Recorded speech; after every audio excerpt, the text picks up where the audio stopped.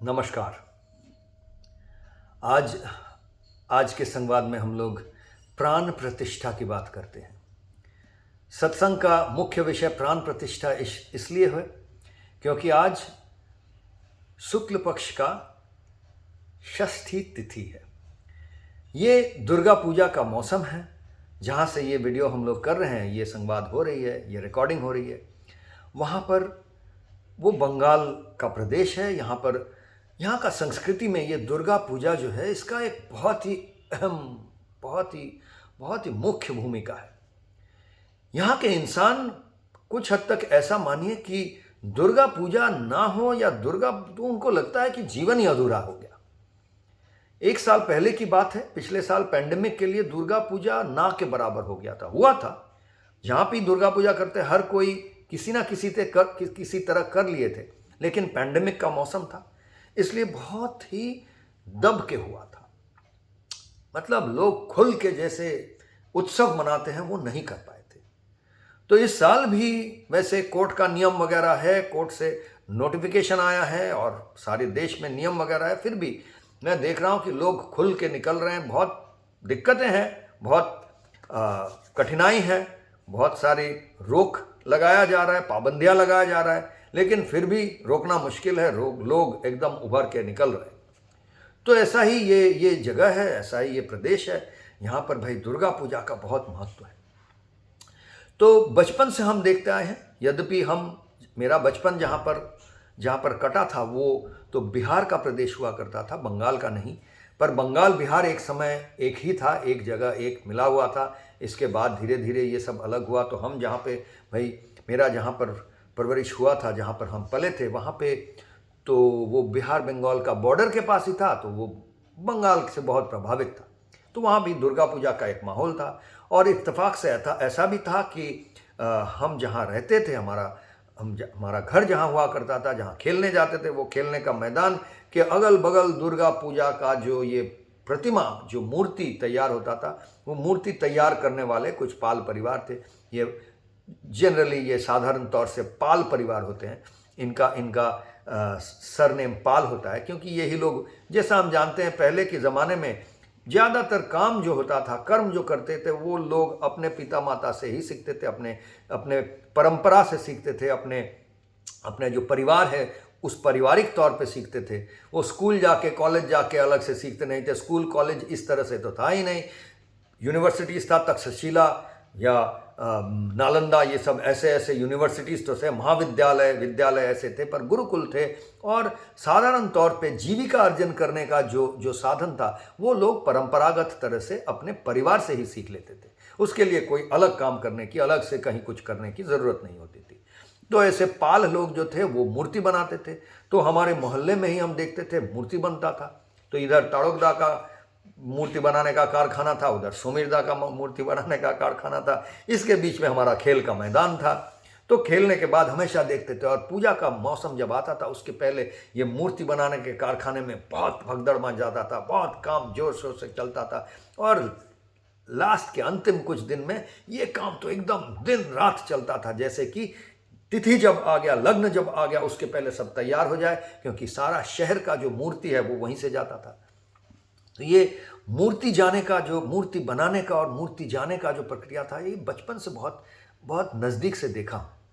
तो इससे एक चीज़ देखने को बहुत ही अचंभा लगता था कि जो मूर्ति देख रहा हूँ, मिट्टी आता था, ट्रक से मिट्टी गिरती थी, फिर उसको लेकर लोग ऐसे ही बनाते थे, बनाते बीड़ी भी पी रहे, ये भी कर रहे। उस मूर्ति को लेकर रंग करके ट्रक में उठाया गया, ये गया करके ले जाके जब पंडाल में बिठाया गया, उसके बाद ये आज के दिन, षष्ठी के दिन जब आ गया, उसके बाद उस मूर्ति को आज के दिन ही जो पंडित जी आते थे, पंडित जी आकर प्राण प्रतिष्ठा करते थे। एक रिचुअल होता है, एक अनुष्ठान होता है, जिसको कहा जाता है प्राण प्रतिष्ठा। तो पंडित जी आकर प्राण प्रतिष्ठा करते थे मूर्ति में। उसके बाद मूर्ति भगवान बन जाते थे लोगों के लिए। इसके बाद लोग उसको पूजा करते थे।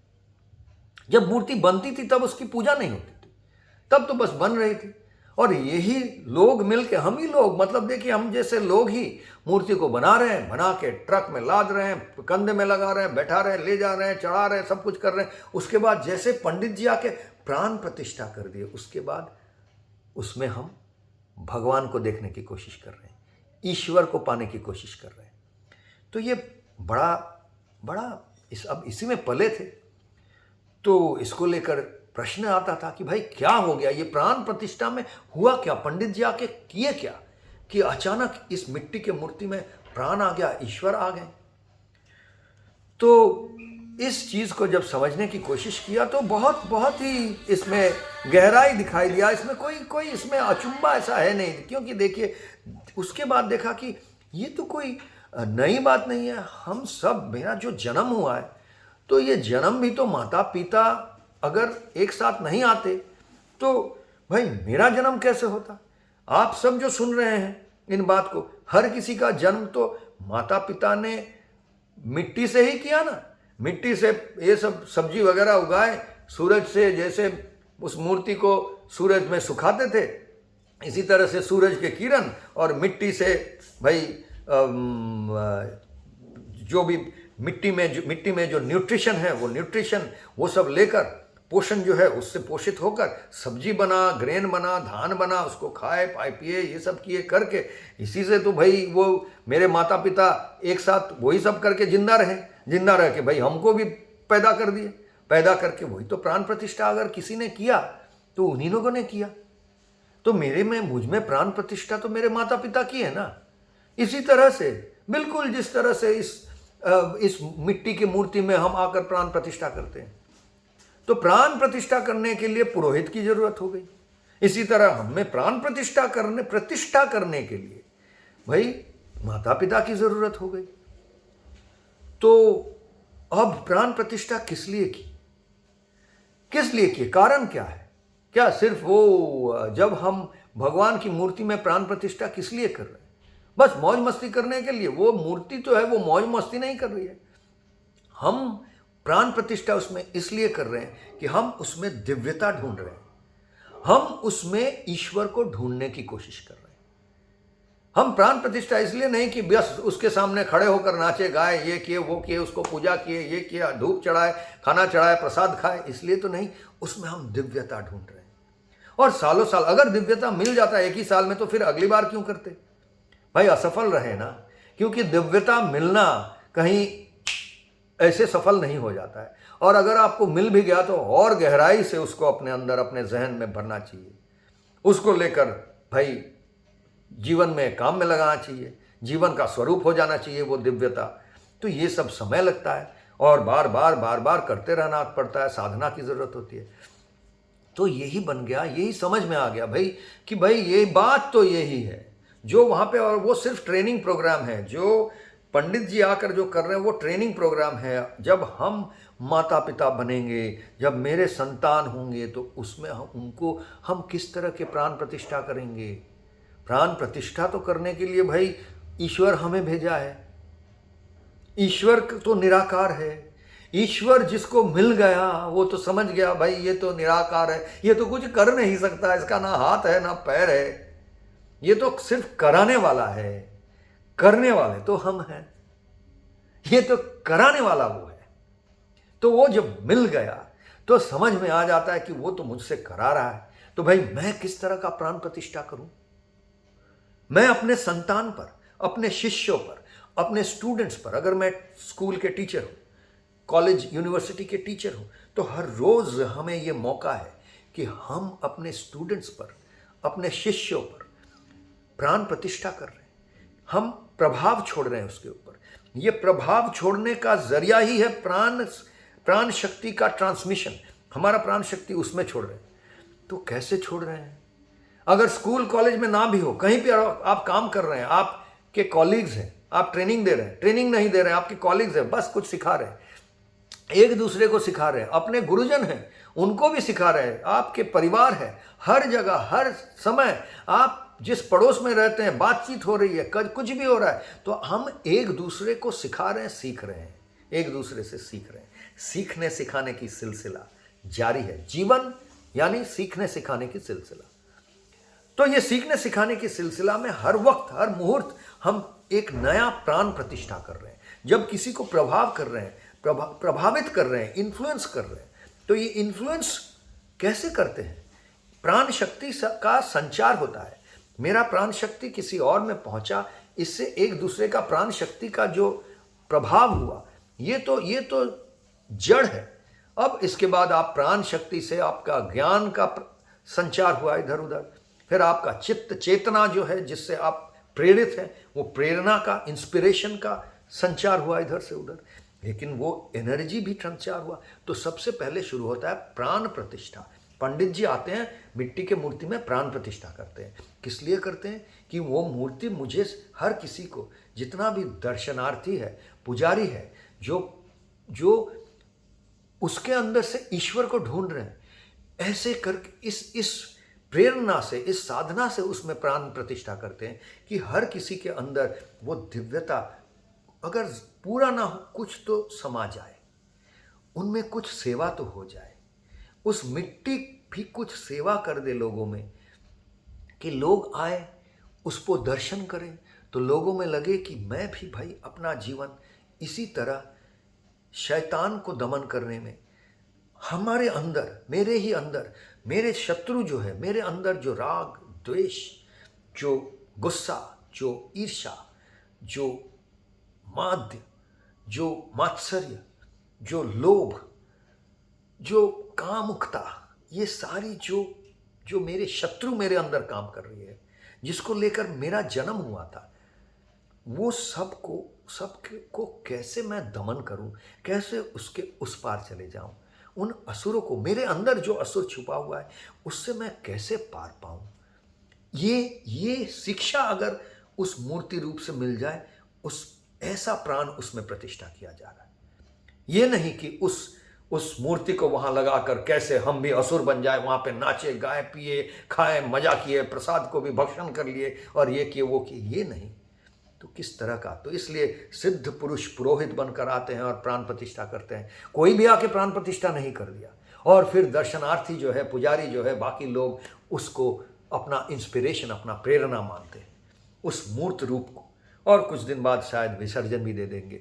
तो लेकिन ये बात है प्राण प्रतिष्ठा को। तो हम जब अपने संतान को जन्म देंगे तो उसमें कैसा प्राण प्रतिष्ठा करेंगे? रोज हमको मौका मिलेगा। हम जब कहीं कोई हमारे पास दीक्षा लेने आएगा तो हम कौन सा दीक्षा देंगे? दीक्षा वैसे दिया नहीं जाता है, आप दे नहीं सकते हैं। हर कोई को अपने दीक्षित होना पड़ता है। तो हम जब दीक्षित होंगे, हम खुद जब दीक्षित हुए हैं, तो हम किस तरह से दीक्षित हुए हैं? क्या हम डर से, लोभ से, काम से, मात्सर्य से, ईर्ष्या से, लोभ से, इन सब गुणों से दीक्षित हुए किए हैं अपने आप को? तो भाई मैं जब प्राण प्रतिष्ठा करूंगा किसी में भी, वो अपने संतान हो, शिष्य हो, कॉलीग हो, दोस्त हो, बड़े हो, छोटे हो, कोई भी हो, उस हर वक्त जब मैं प्राण प्रतिष्ठा कर रहा हूँ, सचेतन हूँ, अगर मैं अपने आप को दीक्षित सही तरह से नहीं किया हूँ, तो मेरा भी प्राण प्रतिष्ठा करने का जो क्रिया चलता रहता है वो कैसा हो जाएगा? तो कैसा सेवक बनूंगा मैं? तो ये कनेक्शन है प्राण प्रतिष्ठा करने के साथ। कर्मयोग फॉर 21st सेंचुरी का ये जो फिट फॉर लाइफ प्रोग्राम है, इसका संयोग कहाँ है? कि हमारा जो साधना पद्धति है, ये साधना पद्धति में हम सचेतन रहेंगे। हम संस्कृति से सचेतन होने से ये समझेंगे कि संस्कृति में इन सब बातें क्यों है। क्योंकि प्राण प्रतिष्ठा करने का जो सांस्कृतिक चाल चलन है वो इसलिए है क्योंकि ये हमें सिखाता है कि हर वक्त, हर पल, और विशेषतः जब आप संतान या शिष्य या स्टूडेंट या ऐसे कोई भी कर्म क्रिया में जुड़ रहे हैं जहां आप भी प्राण प्रतिष्ठा कर रहे हैं, आप किसी को प्रभावित कर रहे हैं। प्राण प्रतिष्ठा यानी प्रभाव डालना, इन्फ्लुएंस करना। अब ये मिट्टी का मूर्ति को मैं इन्फ्लुएंस कर रहा हूं, अब ये मिट्टी का नहीं रहा, ये इसमें अब प्राण आ गया। उस प्राण संचार होगा, संचारित होगा। जो दर्शनार्थी होंगे, जो दर्शन करने आएंगे, उसमें वो प्राण का संचार होगा। तो किस तरह का प्राण? इसी तरह अपने संतान को आप जन्म दिए हैं, उस संतान में आप कैसे प्राण को प्रतिष्ठित करेंगे? वो ऐसा नहीं कि उसको सिर्फ ये सिखाएंगे, वो स्कूल में भेजेंगे, ये पढ़ाएंगे, वो पढ़ाएंगे तो हो जाएगा। प्राण प्रतिष्ठा कैसा कर रहे हैं? तो डर प्रतिष्ठा कर रहे हैं, वो हर वक्त, वो बचपन से ही आप प्राण प्रतिष्ठा कर रहे हैं। देखिए बहुत सारा चीज वो लेकर जन्मा है। आज थोड़ा एक्स्ट्रा समय लेकर बताता हूं कि जब बच्चा का जन्म होता है तो उसको खुद को जो जीने के लिए जितना जरूरत है उतना प्राण वो लेकर ही आता है। वो कहाँ से उसको दूध मिलेगा, वो आपको सिखाने की ज़रूरत नहीं होती है। आप मनुष्य सोचता है कि उसको शायद सिखा देना पड़ेगा, माता की स्तन तक पहुंचा देना पड़ेगा, पर नहीं भी पहुंचाए तो वो खुद पहुंच जाएगा। आप हर जानवर को देखिए, आंख भी फूटता नहीं है, उसका माता उसको सिखाता नहीं है, हाथ उसके माता के हाथ, जानवरों को तो हाथ नहीं होते, हाथ से पकड़ के बच्चे को स्तन तक ले नहीं आ पाता है, लेकिन वो बच्चा को पता हो जाता है कहाँ उसका माता का स्तन है, बंद आंखों से भी वहां तक वो पहुंच जाता है, बिना सीखे, बिना सिखाए सीख जाता है वो खुद ब खुद। कैसे सांस लेना है ये किसी को सिखाना नहीं पड़ता है। कोई प्राणायाम का टीचर, योगा टीचर, प्राणायाम टीचर, ट्रेनर, प्राणायाम का कोर्स वगैरह कुछ नहीं होता है। बच्चा जन्म लेता है, रोता है, तो वो रोते ही उसके सांस लेने के तड़प उसका रोना है, वो चेष्टा, सांस लेने का जो पहला कोशिश है वही रोना है। और जैसे ही वो रोया तो लोगों को प्रसन्नित हो जाते हैं, जग हंसे हम रोएं। कितना कितना कितना ये मधुर माहिर और कितना सुंदर भजन है कि जब हम पैदा हुए जग हंसे हम रोएं। क्यों रोएं भाई? हमारा कोशिश था। किस चीज़ का कोशिश था? सांस लेने का पहला जो प्रयास था, कोशिश था। क्योंकि सांस तो लेने आता नहीं था, लेकिन लेने का कोशिश किए तो थोड़ा जोर से कोशिश की ऐसे। ये रोना जो है वो सांस लेने का ही एक विधि है, एक प्रक्रिया है। और सांस लेना सीख गए, उसके बाद धीरे धीरे खुद भी हंसने लगे। जब आराम से सांस लेने लगे तो हंसने लगे। आराम से खाना आ गया, यानी माँ का दूध पहुँच गया अपने तक, तो ये दूध और सांस मिला तो प्राण शक्ति। तो ये सब प्राण शक्ति तो हम लेकर जन्मे थे। इसके लिए कोई क्लास, शिक्षा, मनुष्य होने की ज़रूरत नहीं है। मनुष्यता का, प्रभुता का, ऐश्वर्य का, ईश्वरिक शक्ति, डिवाइन जो फोर्सेस है, डिवाइन जो कथा है, जो चीज़ें हैं, वो प्राण प्रतिष्ठा आपको करना पड़ेगा। वो पोटेंशियल लेकर हर कोई जन्मा है, लेकिन वो प्राण प्रतिष्ठा आप ना करें तो वो सब सर्वाइव ही करते रहेगा। आपका संतान, आपका शिष्य, आपका स्टूडेंट, आपका कॉलीग, आपका दोस्त, हर कोई जिसको भी आप प्रभावित कर रहे हैं, आप देखेंगे वो सिर्फ सर्वाइवल का लड़ाई लड़ रहा है, सिर्फ सर्वाइव कर रहा है। अगर आप उसमें दिव्यता का प्राण प्रतिष्ठा ना करें तो वो सर्वाइवल का प्राण शक्ति लेकर वो जन्मता है, हर प्राणी। इसके लिए और अलग से प्राण प्रतिष्ठा करने की जरूरत नहीं है, लेकिन as a parent, as a teacher, as a guru, as an instructor, as a trainer, as a colleague, as a relative, as a friend, ये हर तरह से आप उनमें जो प्राण प्रतिष्ठा कर रहे हैं उसमें यही कोशिश कर रहे हैं कि उसमें दिव्यता का प्राण लेकर आऊँ, प्राण शक्ति लेकर आऊँ, जैसे कि वो सेवक बन जाए। वो सर्वाइवल के लिए ना लड़े। जब तक हम अपने जीवन के लिए लड़ते रहते तब तक हम सेवक नहीं बन पाते, तब तक हम सेवा धर्म में हम दीक्षित नहीं होते हैं। सेवा धर्म में तभी दीक्षित होते हैं जब अपने ये समझ जाते हैं कि इसके आगे भी एक जीवन है। भय, डर, लोभ, क्रोध, ईर्ष्या, मात्सर्य, कामुकता, ये सब के आगे भी कुछ है। और वो जब समझ जाते हैं, उस प्राण शक्ति से जब हम प्रेरित हो जाते हैं, उस प्राण से जब प्राण शक्ति जब हम में प्रतिष्ठित होने लगता है, कोई कर देता है, वो गुरु हो, टीचर हो, कोई दोस्त हो, कोई भी हो, एक पेड़ हो, पौधा हो, कुछ देख के वो प्राण शक्ति आखिरकार हर किसी को अपने अंदर जगाना पड़ता है। पर जगाने का जरिया हम सब होते हैं एक दूसरे के लिए। तो ये समझना बहुत ज़रूरी है। आज का दिन है, महाषष्ठी कहते हैं, महाषष्ठी का दिन है। मूर्त रूप में मिट्टी के प्रतिमा में प्राण प्रतिष्ठा करने आते हैं। इसको देखकर यही सीखना चाहिए कि हम किस तरह के प्राण अपने संतानों के में प्रतिष्ठा करें। इसमें एक छोटी कहानी से ख़त्म करना चाहता हूँ। वैसे देखिए, धर्म की बात है इसलिए कह रहा हूँ कि धर्म का दिन है। बहुत पहले की बात है, बहुत ज़माने पहले की बात है कि धर्म के बीच में लड़ाई होता था। अभी भी होता है वैसे, तो तभी भी होता था। तो धर्म के बीच में, दो धर्म के बीच में, जो दो ऐसे धर्म थे जिसके बीच में ऐसे कहीं भी दो अलग अलग धर्म आ जाते तो लड़ते ही रहते हैं, जुड़ते कम है, लड़ते ज़्यादा है। ये ट्रेजेडी है, ये रोने वाली बात है। तो लेकिन एक ऐसा समय आया कि दो धर्म के दो ऐसे साधक पुरुष थे जो एक साथ जुड़े कि भाई लड़ेंगे नहीं, हम जुड़ने के लिए आते। तो ऐसे वो सब अपने संगी साथी को लेकर जुड़ने की प्रक्रिया में एक दिन लग गए। तो भाई जुड़ने की प्रक्रिया में लग गए तो साथी लोग जो थे, अब साथी लोग तो उतने साधक थे नहीं, उसमें उतना प्राण प्रतिष्ठा हुआ नहीं था। तो जो साथी जो थे, सबको लेकर जो गए थे, वो सब पहले तो डरे हुए थे, भाई जुड़ेंगे तो क्या होगा, ऐसे तो दो धर्म जुड़ता है तो सिर्फ लड़ाई होता है, एक साथ आने का प्रयास करता है तो लड़ जाता है, तो भाई जुड़ेगा कैसे। तो जुड़ के आया भी, तब भी देख रहे हैं सब डर रहे हैं, साथी लोग डर रहे हैं। वापस आए अपने अपने जगह पर, अपने अपने धर्म स्थान पर आ गए जहाँ अपने ही धर्म के लोग थे। वहाँ पर लोग पूछ रहे हैं साथियों को कि भाई कहाँ गए थे तुम लोग, क्या हुआ था आज, ये साधक महाशय को लेकर कहाँ गए थे। तो देखा जा रहा है कि जो साथी जो थे उन लोग भी कह रहे हैं कि उन लोग कहने से डर रहे हैं कहाँ गए थे। वो कह दिए वो कोई अनुष्ठान था, वहाँ कुछ लोग आए थे, वहाँ पर ना हमारे साधक साहब को उनको भाई आने कहा गया था, वो बहुत लोगों को संबोधित किए। ये नहीं कह पा रहे हैं कि एक दूसरा धर्म था, उस धर्म के उस मस्जिद में, उस मंदिर में जाकर ये दोनों धर्म का समन्वय हुआ। ये नहीं कह पा रहे हैं क्योंकि उनको डर लग रहा है शायद हमारे धर्म के लोग सोच ले कि इनका धर्म छूट गया, धर्मच्युत हो गया। तो ये डर का प्रतिष्ठा किसने किया है?